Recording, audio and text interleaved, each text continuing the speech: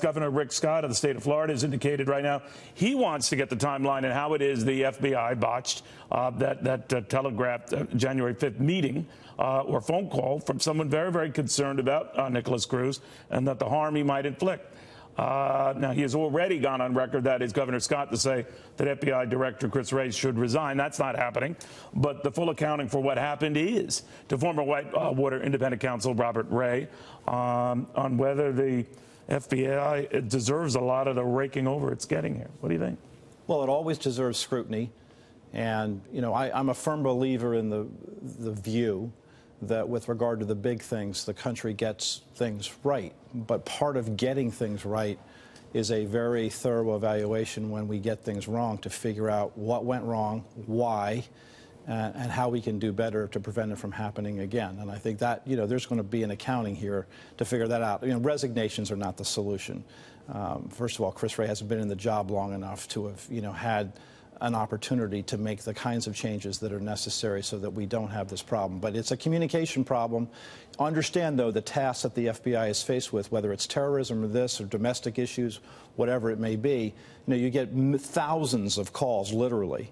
And, you know, the job is to separate the ones that you need to be paying attention to from the vast number of things that this is fairly detailed. No, this is fairly detailed. But Sure. Having said that, Robert, I am interested in what you think of the president saying a lot of what happened here was distraction on the Russian probe, and that it left Miami and other offices, field offices of the FBI, at a disadvantage. I don't think they're bereft. I think that I have every confidence in the FBI to be able to do the things that it needs to do, separate and apart from, you know, the obvious distraction that the investigation with regard to Russia represents. But, you know, that's at a higher level. You're talking about thousands of agents all across the country who day in, day out do the job how many that they're are on charged this to Russia do. probe? I mean, because when he first said that, I said, well, surely there aren't thousands of people on the Russia probe. No, they're not.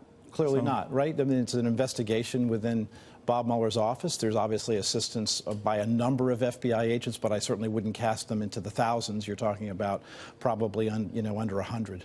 All right, let me catch up with you. You got some headlines when you were discussing the Russian entities that were cited by Mueller's office, and Rod Rosenstein spelled it all out, that this would be interpreted as good news for the president. Can you explain that to me? Because the word that was used in the charging instrument, which was unwitting, made it clear that any connection between the Russians and the criminal allegations that are contained in the indictment and the Trump campaign were only ones where they were essentially unknowing participants in assisting what otherwise were Russian efforts to interfere with the election. I mean, that's a fairly important word to have been used.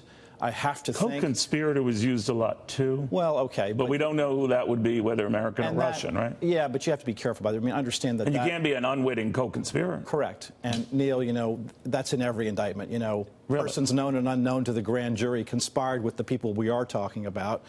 That wouldn't necessarily signal anything with regard to the White House. The more important word was that any connections with the Trump campaign were unwitting connections. That's a significant thing. I have to think that that word was obviously used and selected intentionally, and that it was a great amount of thought that went into that before Special Counsel Mueller and his people used it. Then, lo and behold, this associate of a Trump advisor, Richard Gates, is fingered by Mueller for lying to the FBI. So is it a two-track thing? Where is this going, in other words?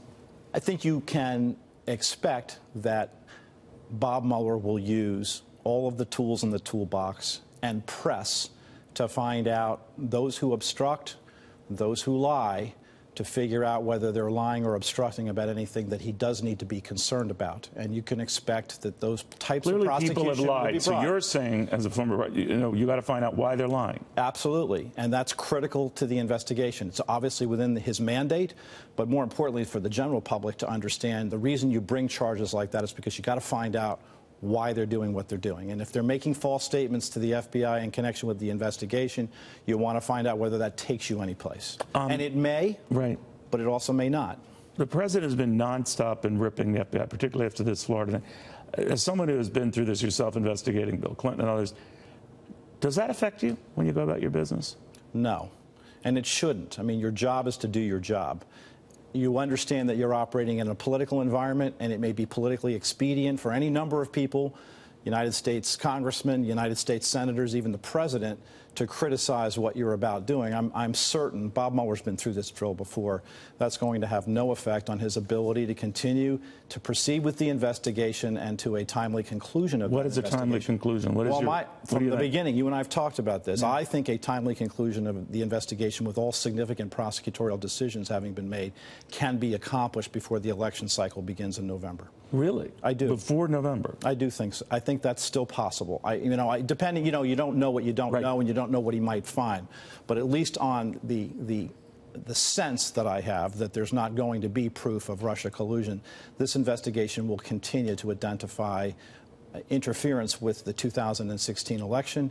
It will prosecute people along the way who deserve to be prosecuted for false statements, obstruction of justice, and other substantive crimes. But whether it ever travels, far into the White House, I suspect that that's not going to happen. And if that doesn't happen, you can expect, I think, a timely conclusion to the investigation this year, and ideally prior to the election.